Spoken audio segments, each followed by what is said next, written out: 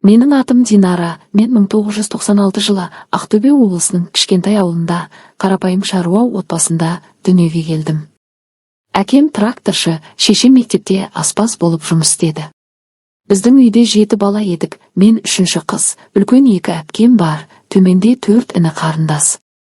Отбасы қатаң еді, әкеміздің сөзі заң, дінге берік, ауылдық салт дәстүрден шықпауымыз керек. Бірақ мен әрқашан өзгеше болдым. Мектепте ұлдармен ойнап күліп ойнап жүргенім үшін шешемнен ұрыс еститінмін. Жеңілтексің, қыз бала тән қылық жасамайсың деп айқайлайтын.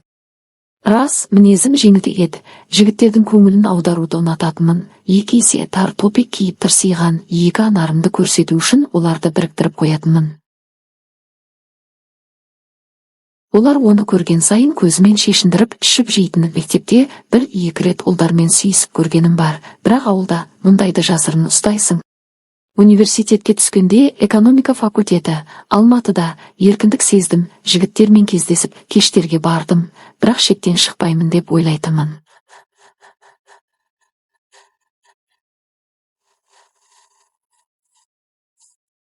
Сол кезде Ерболмен таныстым. Ол теңізші, тұрақты, ауылдық сияқты қатаң, бірақ маған қамқор. 23 жасымда тұрмысқа шықтым.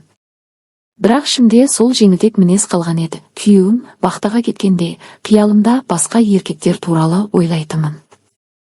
Баламыз жоқ, өйткені Ерболдың жұмысына байланысты сирек көрісеміз. Ерболдың кіші інісі Арман бізбен бірге тұра бастады. Ол 23-те университетті жақында бітірген, жұмыс іздеп жүр. Бойы 1,88, спорт залдан шыққандай дене, иығы кең, белі тар. Мен оны әрқашан қайным деп қана ойлайтынмын сол түнге дейін. Бір күні кешке Ербол вақтаға кеткеннен кейін 1 апта өткен. Мен қонақ бөлмеде диванда отырмын, теледидар қарап. Үйде ыстық, кондиционер бұзылған.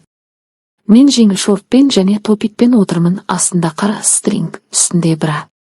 Арман қарама қарсы диванда отыр, телефонға қарап жатыр. Мен болсам жастықтың ұшын аяғымның, бұтымның арасына қысып отырғанымды байқап, іш киімнің сыртынан жеңіл изеңдеп. Білмей қалғамын, бірақ қозғалысым байқалып тұрған шығар. Арманның көзі маған ауып кетті. Ол телефонды қойып 1 минут қарап отырды. Көзі қарайып, дауысы қалыңдап. Жеңге, не істеп отырсыз? Деді. Мен шошып жастықты лақтырып жібердім. Бетім қызарып кетті. Ештеңе, ыстық қой, дедім ұялғанан. Бірақ Арман тұрып маған жақындады. Оның шалбарында дөңес пайда болғанын көрдім.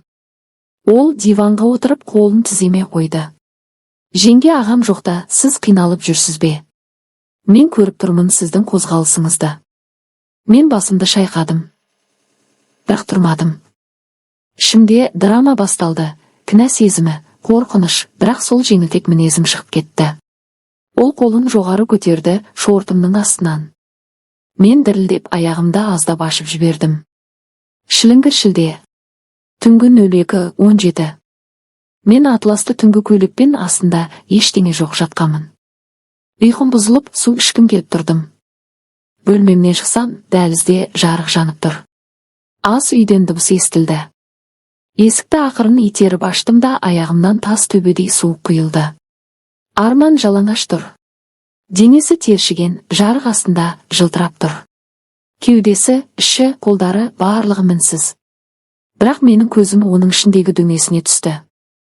Ол қозғалып тұр, матаны кернеп, тіпті үстіне шығып кеткендей. Мен тынысымды ішке алдым. Артқа шегінбек болдым, бірақ аяғым сырғанап кетті, есіктің дыбысы шықты.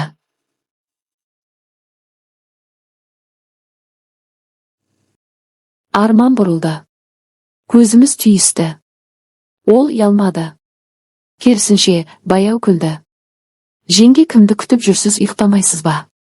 Даусы қалың, түнгі дауыс. Мен сөйлей алмадым. Тек басымды изедім. Ол 1 қадам жақындады. Арамыз 1 метрдей ғана қалды. Мен оның еркектік иісін сездім, тер, спорт зал, жас дене. Ыстық қой, киімнің қажеті жоқ шығар, деді ол, көзі менің көйлегімнің астын тесіп тұр. Мен әлі үндемедім. Бірақ аяғымның арасы дымқыл болып кеткенін сездім. Ол тағы 1 қадам жақындады. Енді қол созым жерде. Боксерканың алдыңғы жағы тіпті керілді. Арман деп сыбырладым. Ерні менің мойныма тиді. Ыстық тынысы. Мен дірілдеп кеттім. Оның қолы көйлегімнің астынан кіріп, кеудемді қыса ұстады. Жеңге, сізді армандаймын. Әр түн. Ағам жоқта сізді ойлаймын. Жастықты көрген күннен бастап. Мен басымды шайқадым, бірақ қолым оның кеудесіне тиіп кетті. Саусақтарым өздері төмен сырғи жөнелді. Сол сәтте біз екеуміз де тоқтай алмадық. Ол менің көйлегімді иығымнан түсіріп жіберді. Сол түн біз үшін айтулы түн болды. Бірақ сол сәтте есік ашылды. Ербол тұр. Вахтадан ерте қайтқан. Қолында чемодан. Бет аузынан ісіп кеткен. Бір секунд үнсіздік. Содан кейін: не мынау, не істеп жатырсыңдар, малдар? Оның дауысы бүкіл үйді жаңғыртты. Мен болсам қолыммен кеудемді жауып, жылап алдым. Бір сағаттан кейін үй толды туыстармен. Мені жылаған күйімде көрді бәрі.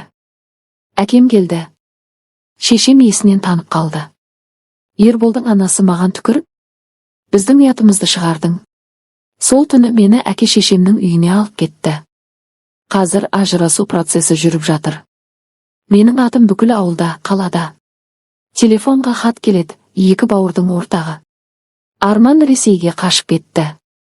Ербол шет. Мен енді ешқашан үйге бара алмаймын, төркініме де сыймаймын. Адамша өмір сүріп, әйел бақытын сезе алмаймын. Бір сәттік әлсіздікке бой ұрып, айрандай ұйған отбасымнан, әке-шешемнен тірідей айырылып отырмын.